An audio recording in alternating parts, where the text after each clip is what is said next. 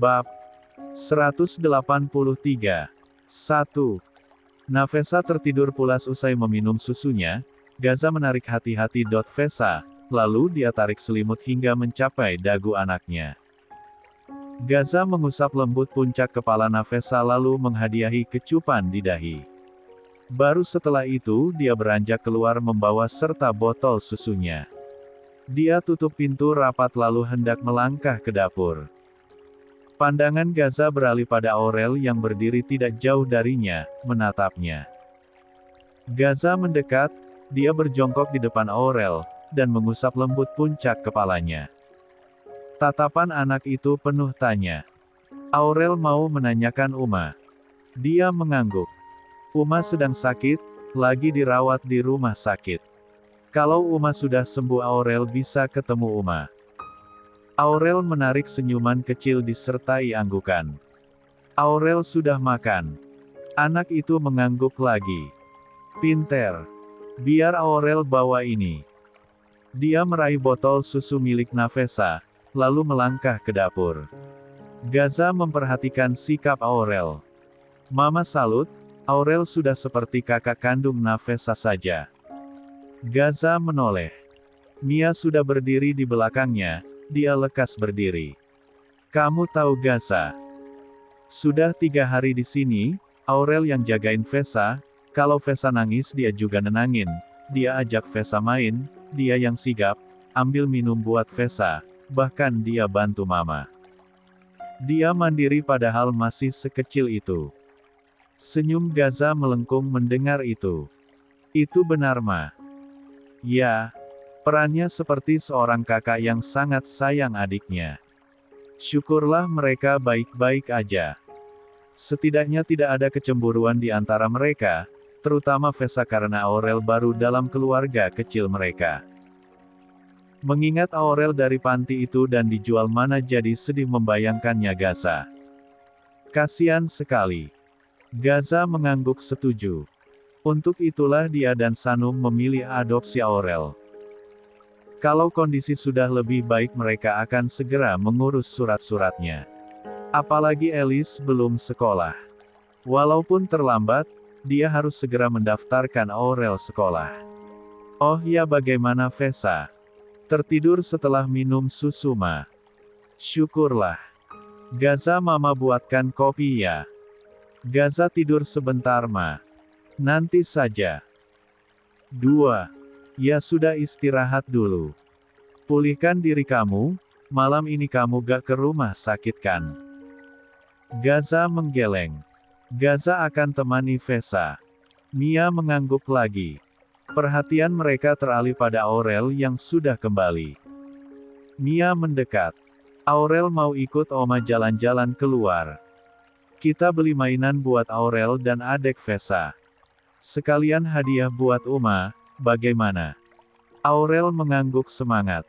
Nah ayo kita siap-siap. Mia mengandeng tangan Aurel ke kamar. Gaza lega Aurel tidak takut bersama Mia. Seperginya mereka, Gaza juga kembali ke kamar. Dia baringkan tubuhnya di sisi Vesa dan memilih istirahat. Sejenak. Perlahan retina yang tertutup itu kini terbuka. Matanya menyipit dan mengerjap menyesuaikan cahaya yang kini ditangkap indera penglihatannya. Bau obat-obatan menyeruak ke indera penciumannya.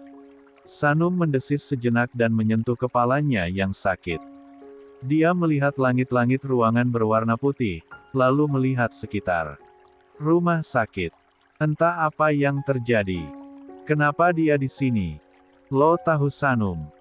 Kalau G gak bisa berakhir happy dengan Gaza, maka lo juga gak. Berhenti Mbak. Jangan seperti ini. Tin. Tin. Tin. Kejadian itu berputar di benaknya. Air mata Sanum jatuh kala mengingat tubuhnya berada di dalam air. Bagaimana sesak dan sulitnya dia bernafas di gelapnya dasar sungai. Anda sudah sadar. Seorang suster yang masuk untuk memeriksa, tersentak melihat mata pasiennya sudah terbuka. Sanum menoleh. Mas Oce, ujarnya lirih. Suster berlari keluar memanggil dokter. Sanum memejamkan matanya, dia pikir dia tidak akan melihat dunia lagi. Dia pikir tadi adalah akhir dari kehidupannya di dunia, namun Allah masih mengizinkannya berada di sini. Kek. Dering telepon yang terus berbunyi membuat Gaza terjaga dalam tidurnya.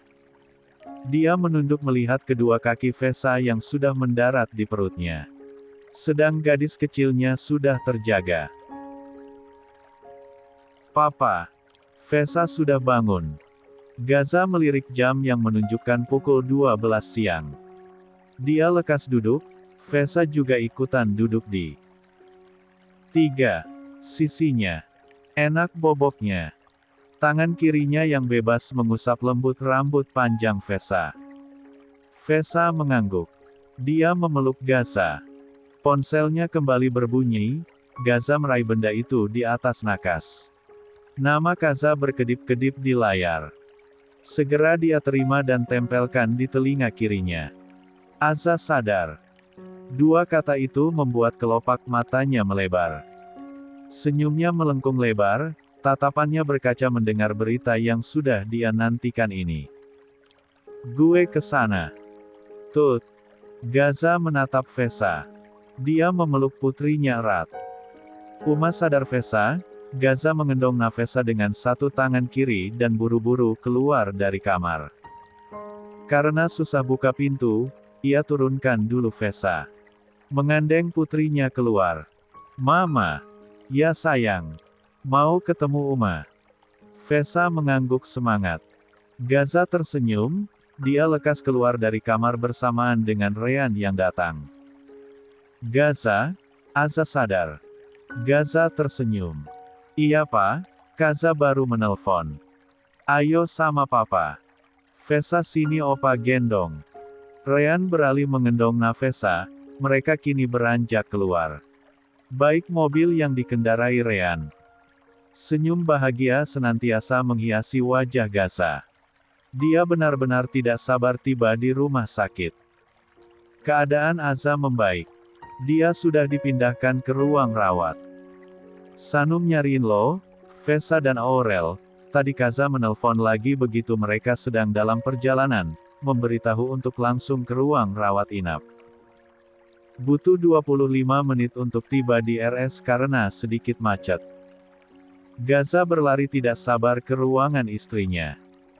Saking bersemangatnya, dia berlari duluan hingga menabrak suster yang lewat. Hati-hati Mas. Gaza tidak menghiraukan. Lantai 7 adalah tujuannya. Setibanya di sana, dia langsung membuka pintu. Matanya tertuju pada Sanum yang berbaring di atas berangkar rumah sakit tanpa alat medis seperti di ICU. Kini hanya memakai infus, keningnya diplester karena terluka.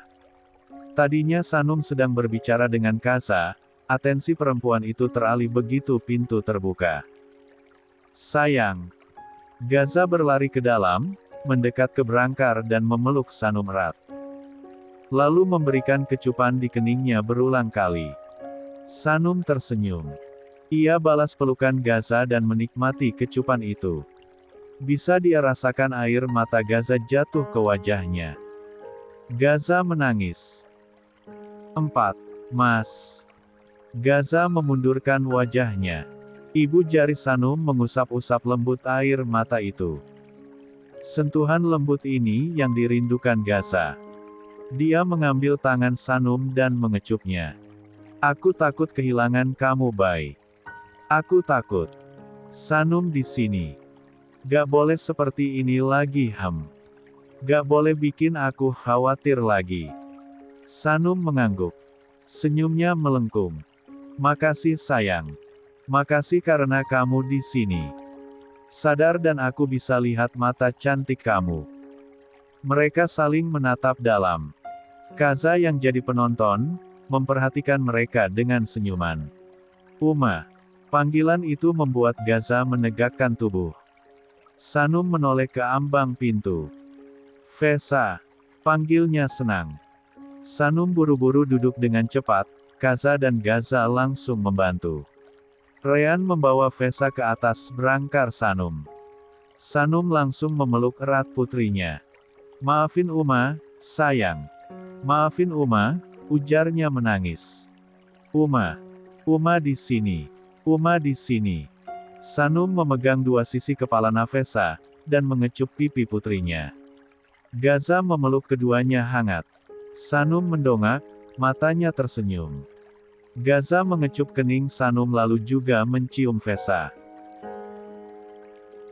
Dua perempuan penting dalam hidupnya. Kaza juga ikutan memeluk mereka. Ryan tersenyum memperhatikan. Terangkat sudah kesedihan mereka beberapa hari ini, berganti kebahagiaan. Aurel boleh beli ini untuk Uma. Aurel menunjuk cadar yang terpajang di gantungan. Mia mengarahkan tatap pada kain tipis yang selalu Sanum gunakan untuk menutupi wajahnya.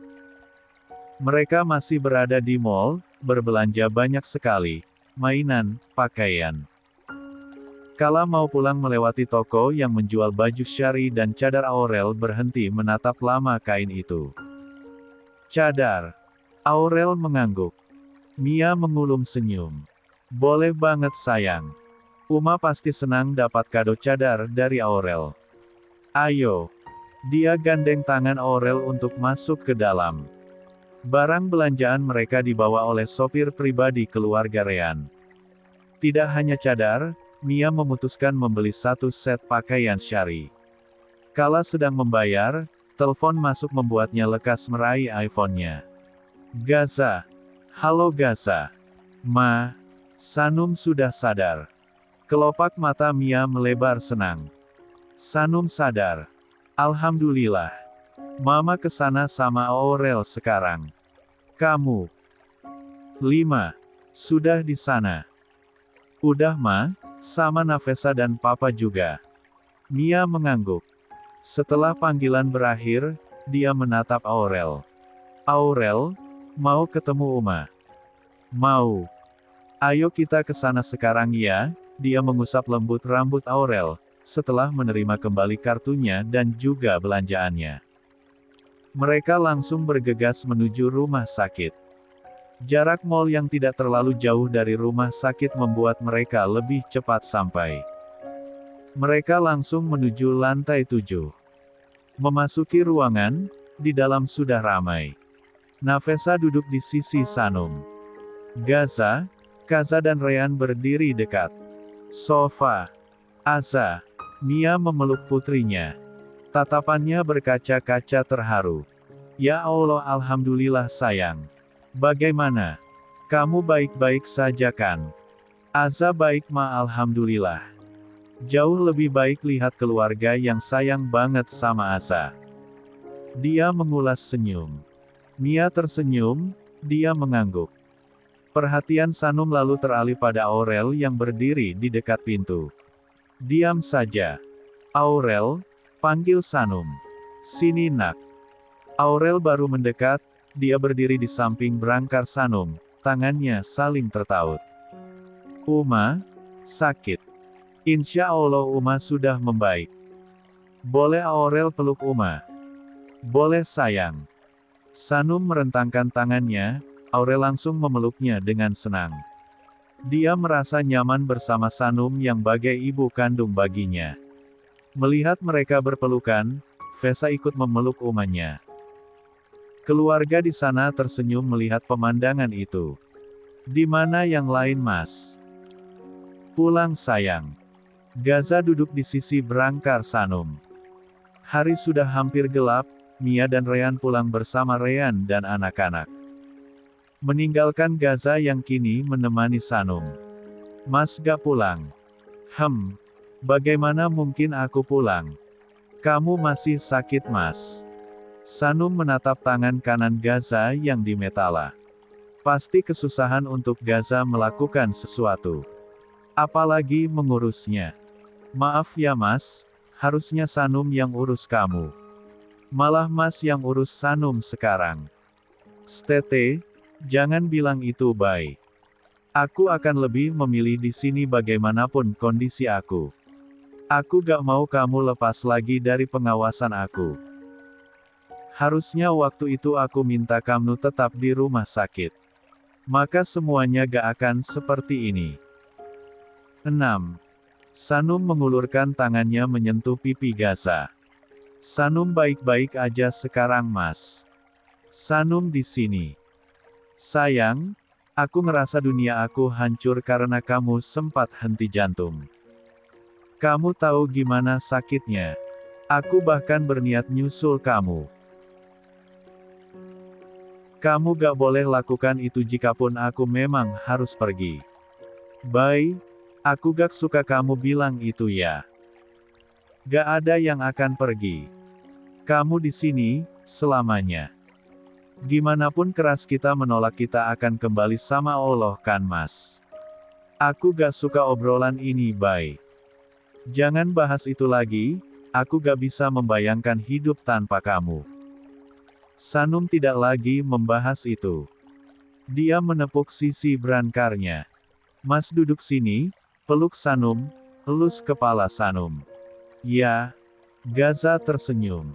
Dia lekas duduk, mereka berbagi tempat seperti sebelumnya. Tangan Gaza yang bebas memeluk Sanum, dia mencium kening istrinya lama. Sanum memejamkan mata menikmati hal tersebut. Dia pikir dia benar-benar akan meninggalkan dunia ini. Mas. Sewaktu Sanum tenggelam dan ditolong. Apa wajah Sanum kelihatan? Gaza menjauhkan wajahnya, cadar kamu sepertinya terbawa air. Tatapan Sanum berganti sendu. Jadi wajah Sanum dilihat orang lain. Aku yang nolong kamu Bay, aku peluk dan tutup wajah kamu. Aku minta mama juga bawakan cadar. Sanum menghela nafas lega. Dia sempat takut akan hal itu. Tapi mas tolong Sanum dengan keadaan seperti ini. Aku gak bisa berdiam diri dan pasrah sedang kamu jatuh ke dalam sana Bay. Aku setakut itu kehilangan kamu. Sanum beruntung dicintai Mas Gaza. Aku yang lebih beruntung memiliki kamu. Sanum memeluk erat Gaza. Dia sandarkan kepalanya di dada bidang itu. Aroma Gaza selalu menjadi favoritnya. Mas. Sanum bermimpi. Mimpi apa sayang? Mama papa kandung Sanum datang. Gaza membeku. Mereka pakai baju putih, mereka gandengan. Sanum senang banget karena melihat mereka pertama kalinya. Dua sudut bibir Sanum terbit. Berbeda dengan Gaza yang kini jantungnya berdetak cepat. Mama papa ajak Sanum jalan-jalan. Tempatnya indah banget, ada taman, ada sungai. Sejuk dan, Sanum merasa tenang di sana, apalagi bersama mereka. 7. Mereka ajak Sanum untuk lebih jauh. Tapi waktu itu Sanum malah dengar tangisan Vesa dan suara kamu. Sanum mendongak menatap Gaza. Kamu kembali karena kami. Gaza menunduk menatap menanik mata istrinya. Sanum ingin ikut sama mama papa. Tapi Sanum gak bisa. Sanum gak bisa dengerin tangis Vesa yang kencang, dan panggilan kamu biar Sanum ke sana. Mereka menyuruh Sanum balik. Mereka bilang belum saatnya. Dan papa mama hilang gitu aja.